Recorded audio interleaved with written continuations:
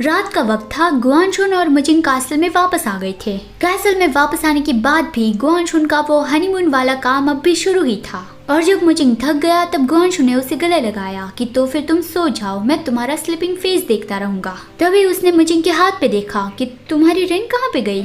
मुजिंग ने बताया कि तुम्हारे सारे सरप्राइज की वजह से जो तूफान आया था उसमें रिंग गुम हो गई। गुआनशुन उससे कुछ कहने वाला था, लेकिन इससे पहले मुजिंग कहने लगा कि क्या इसमें मेरी गलती थी, तुम ऐसा कहना चाहते हो। गुआनशुन ये नहीं कहने वाला था कि इसमें तुम्हारी गलती थी, लेकिन अब जबकि मुजिंग ने ये कह ही दिया है तो फिर गुआनशुन उसे टीज करने के लिए कहने लगा कि हाँ इसमें तुम्हारी गलती थी। मुजिंग उस पर गुस्सा करने लगा, लेकिन तभी गुआनशुन ने उसका फेस अपनी ओर किया और कहा कि तुम्हें उसे जल्दी घुमा देनी चाहिए थी, क्योंकि मैं कब से वेट कर रहा था, मैं तुम्हें एक बड़ा डायमंड देना चाहता था। ये सुन के मुजिंग हंसने लगा कि सच में तुम्हारे पास कुछ ज्यादा पैसे हैं। गुआनशुन ने कहा कि हाँ मेरे पास है, रिंग गुम हो गई है तो ये अच्छा ही हुआ, क्योंकि मेरे पास काफी सारे बड़े बड़े डायमंड के रिंग है और मैं चाहता हूँ कि तुम एक के बाद एक वो सारे ट्राई करो।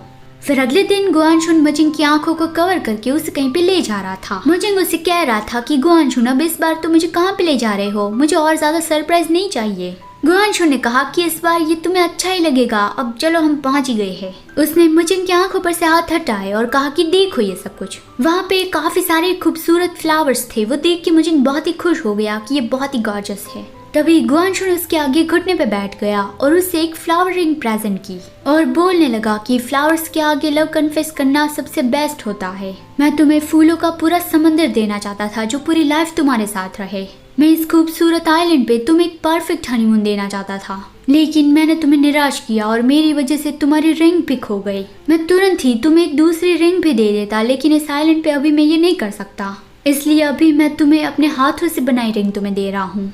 मैं ना एकदम ही बुद्धू सा लड़का हूँ जिससे सब कुछ इतनी आसानी से समझ में नहीं आ जाता, और शायद इस आइलैंड पे तुमने जिसे देखा है वही मेरा असली रूप है। मुजिंग, क्या तुम फिर से मुझसे शादी करोगे? ये सब कुछ सुन के तो मुजिंग का फेस रेड हो गया और उसने कहा कि हाँ बिल्कुल।